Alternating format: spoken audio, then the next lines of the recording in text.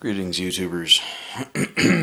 I'm Robber01, and pleased to announce, it's the first announcement after how many months of nothing, that I have successfully modified, both by hardware and software, a old school original Xbox that my mother-in-law sent me. Software modded, and then hardware modded with a clear case and a lovely light there. It plays pirated backup games, it plays emulators, it stores things to the hard drive, and I'm probably going to go ahead and get a larger hard drive for it in the future. Anyhow, so, the main thing that this video is for is this GameCube here, which I have hardware modded with a xenogc chip, because I didn't know any better. Had I known better, I would have software modded it. But hey, you live, you learn, and I've got two more GameCubes. One of them's out in the den, my wife's playing Animal Crossing on it right now. So anyway, the xenogc chip, gorgeous thing, plays backup games. And also, because it's installed on the drive itself, that means that I can pull that drive out and then put it in any of the other GameCubes at any time, and poof, they're hardware modded. It's lovely. It's wonderful. I love it. The interchangeable parts thing is great. So anyway, on to the show. Just going to go ahead and test out Custom Robo for you here. Whole reason why the lid is going to be staying open is because I broke the flapper switch it's the lid closed sensor switch, I think is what it's actually called. It's just a flapper switch though. But anyway, I accidentally broke that, and then I had to just put a jumper in between the wires to trick the thing into thinking that it's actually closed, so it'll actually play games. This is Custom Robo here. Go ahead and get that. Let's not create save data. Let's just go without the thing. So there you go, Custom Robo. It's lovely. And that's playing straight from a backup here. Let's slow that down, pull it out. Custom Robo. Now then, after many, many attempts and many, many failures, because I didn't know what the hell I was doing, I finally managed to get SNES emulation working. And this is using SNES 9X GX version, I think, there we go, version 403. And it works beautifully. And let's see here, let's go ahead and fire something up. For all you Anons out there, you should enjoy this, Battletoads.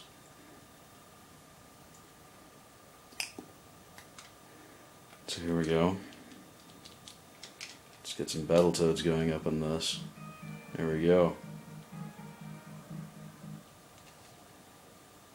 So I'm having to play with a single hand, and doesn't really work too well. Alright, so there's that working.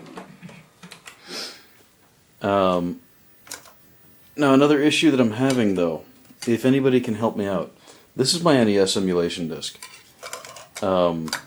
It's FCEUX, I can't quite remember what the hell it is or how to friggin' pronounce it, because it's, retarded that way. Okay, here we go. FUE Ultra SK version 334. And it freezes right here every single time. This is the same issue that I was having with the SNES emulation, where it'd freeze on a screen similar to this saying loading DVD. Then again, admittedly, this is meant to be cross-platform compatible with the Wii and the GameCube, and I used the hell is it?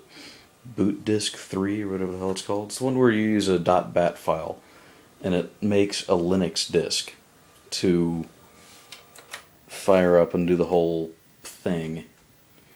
Let's see if I can get that to... There we go.